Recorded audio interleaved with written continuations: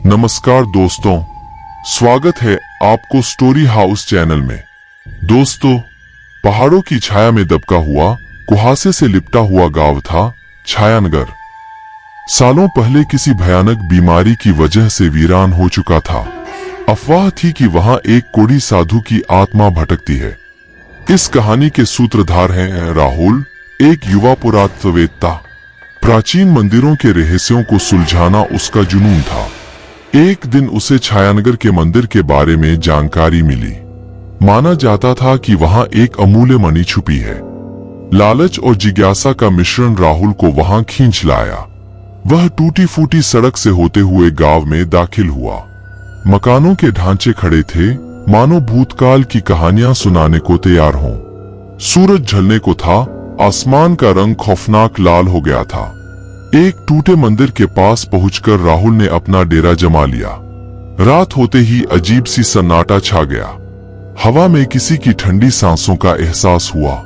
अचानक मंदिर से घंटों की धीमी गूंज सुनाई दी। राहुल चौंक गया। मंदिर तो जर्जर हालत में था, फिर घंटे कैसे बज रहे थे? धीरे धीरे मंदिर के अंदर से रोशनी बाहर आने लगी। डर के बावजूद राहुल जिज्ञासा को रोक न सका। वह धीरे धीरे मंदिर की तरफ बढ़ा। अंदर का नजारा हैरान करने वाला था। टूटी फूटी मूर्तियों के बीच एक दिव्य ज्योति जल रही थी। उसके पास ही एक कोढ़ से ग्रस्त साधु बैठा हुआ था। उसके शरीर से असहनीय दुर्गंध आ रही थी। राहुल घबराकर पीछे हटने लगा। साधु ने धीमे स्वर में कहा, बच्चे, तू कौन है? इस भयानक जगह पर क्या ढूंढ रहा है?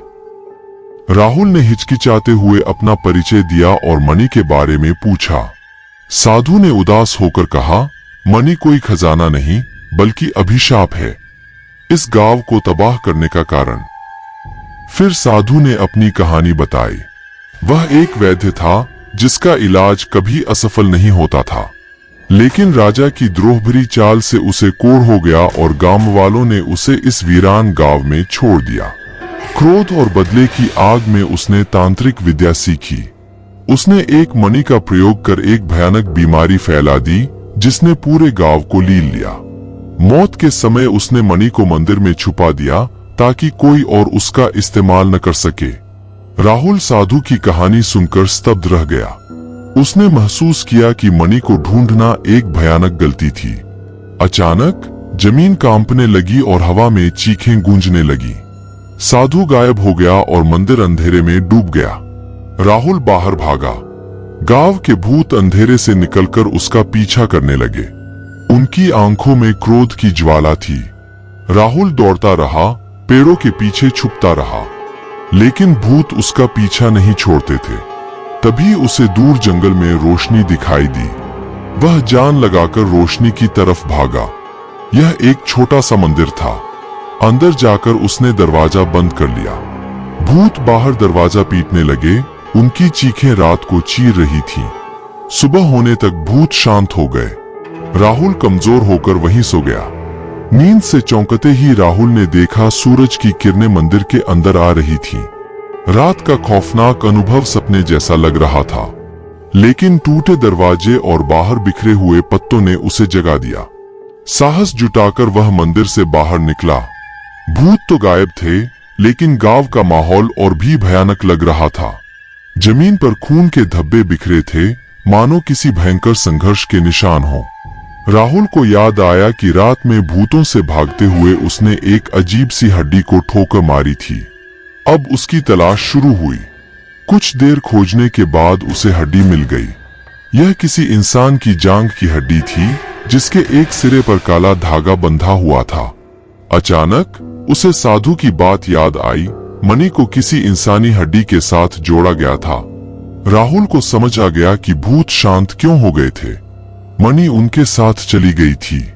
राहुल उस हड्डी को लेकर जल्द से जल्द गांव से निकलना चाहता था, लेकिन रास्ते में उसे एक और डर का सामना करना पड़ा। जंगल से एक विशाल बाघ निकल आया। राहुल घबरा गया। पेड़ पर चढ़ने की भी हिम्मत नहीं हो रही थी। तभी उसे याद आया कि बाघ मृत शरीरों की गंध से दूर रहते हैं। उसने तुरंत हड्डी को जमीन पर फेंक दिया।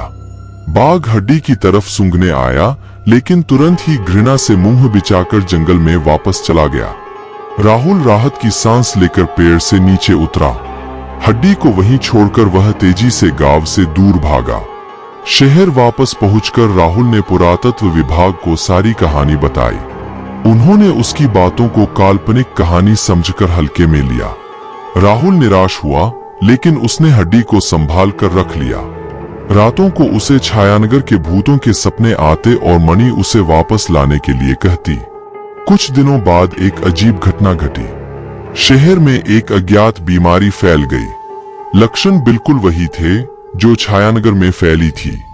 राहुल को एहसास हुआ कि शायद हड्डी किसी जादू टोने का हिस्सा थी और उसे नष्ट करना जरूरी है। वह एक तांत्रिक के पास गया। तांत्रिक ने बताया कि हड्डी को पवित्र नदी में विसर्जित करना होगा, तब जाकर मणि का अभिशाप टूटेगा। रात होते ही राहुल हड्डी लेकर नदी के किनारे पहुंचा। जैसे ही उसने हड्डी को नदी में फेंका, हवा में एक जोरदार चीख गूंजी। दूर जंगल में आग का गोला भड़क उठा।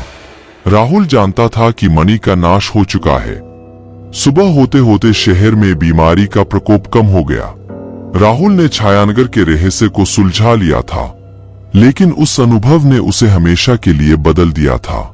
वह अब प्राचीन वस्तुओं के पीछे छिपे रहस्यों को उजागर करने से पहले 100 बार सोचता था। कभी कभी कुछ रहस्य दफन ही रहने देना बेहतर होता है। दोस्तों, अगर आपको यह वीडियो अच्छी लगी प्लीज हमें कमेंट करके जरूर बताएं। हमारी और भी हॉरर स्टोरी देखने के लिए वीडियो को लाइक और चैनल को सब्सक्राइब कर देना।